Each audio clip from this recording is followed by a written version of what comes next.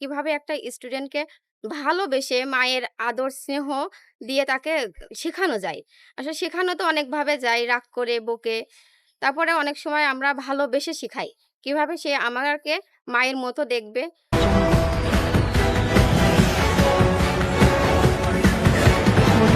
Mosammat Rinki Khatun, Abdul Jalil model school, senior শিক্ষক। কতদিন আছেন এখানে? এখানে ৪ বছর। এই ৪ বছরের অভিজ্ঞতায় আপনি কিন্তু কি সঞ্চয় করতে পেরেছেন? ধন্যবাদ। আসলে শেখার কোনো বয়স নেই, শেখার কোনো শেষ নেই।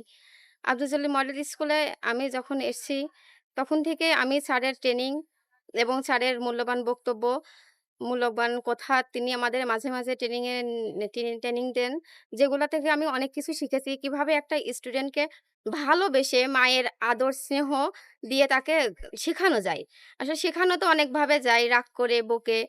তারপরে অনেক সময় আমরা ভালোবেসে শিখাই। কিভাবে সে আমাকে মায়ের মতো দেখবে। একটা ছোট স্টুডেন্ট যখন দেখবে আমি মার মতো তাকে আদর করতেছি, সে কিন্তু আমার কথা শুনতে চাইবে। সে পড়তে চাইবে। তো সেখান থেকে আমি স্টুডেন্টদের সঙ্গে সবাইকে অনেক ক্লোজ, সবাইকে অনেক ভালোবাসি। আমাকেও সবাই অনেক ভালোবাসে। যদি বলা হয় ফেভারাইট ম্যামকে, সব ম্যামেরই নাম বলে, আমাকে অনেক বেশি আদর করে, ভালোবাসে। এটা আমার অনেক বড় পাওয়া যে একজন শিক্ষক হিসাবে আমি স্টুডেন্টদের এই ভালোবাসাটা আসলে এটা কখনো চেয়ে পাওয়া যায় না। এটা তাদের মনটাকে জয় করে পেতে হয়। তো আমার মনে হয় আমি তাদেরকে জয় করতে পেরেছি, তাদেরকে ভালোবাসতে পেরেছি। এজন্যই হয়তো তারা আমাকে এত ভালোবাসে। তারপর লেখাপড়ার কথা বলতে গেলে এখানে স্যার আমাদের অনেক কিছুই শেখান। আমরা শুধু একাডেমিক বইগুলাই পড়াই না। সেক্ষেত্রে আমার পড়াই ইংলিশ স্পোকেন, যে বইটার উপর আমরা স্টুডেন্টদের শিখাই কিভাবে ভোকাবুলারি শিখতে হবে, কিভাবে একটা সেন্টেন্স আমরা তৈরি করতে পারি। একটা ওয়ার্ড থেকে কিভাবে সেন্টেন্সে যাব, কিভাবে ইংলিশ থেকে বাংলা করব, বাংলা থেকে ইংলিশ করব।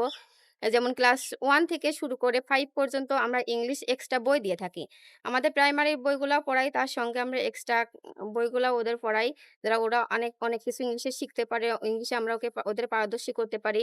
এবং মেধাবীদের জন্য আমরা আমাদের দেয়া হয় স্কলারশিপ, স্যার এটা নিজের থেকে দিয়ে থাকেন। যারা পড়ালেখায় ভালো, রেজাল্ট ভালো করতেছে, কি নিয়মিত ক্লাসে আসে, তাদের উপর ভিত্তি করে স্যার তাদেরকে স্কলারশিপ দিয়ে থাকেন। এবং আমার শিখার বিষয়টা বলতে গেলে আমি এখনো শিখে যাচ্ছি। এখনো আমি অনেক কিছু শিখেছি, এখনো শিখছি। ভবিষ্যতে আমি আরো ভালো শিখতে চাই।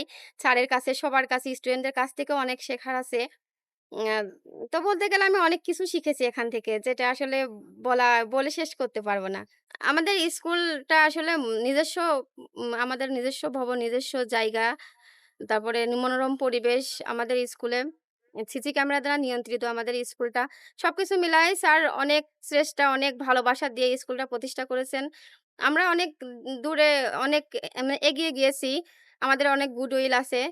তারপরে আমরা আরো আরো চাইবো যে আমাদের স্কুলে যাদের আমরা শিক্ষা দিচ্ছি যেন পরিপূর্ণভাবে তাদের শিক্ষাটা আমরা ভালোভাবে দিতে পারি। তারা যেন আমাদের কাছ থেকে শিখে অনেক ভালো জায়গায় পৌঁছাতে পারে।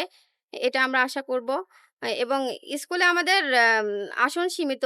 সেক্ষেত্রে আমরা আমরা নিজেরাই চাচ্ছি যে আমরা ট্রাই করব আরো আরো কিছু রুম বাড়াইতে বা আরো বিল্ডিং বাড়াইতে চাই।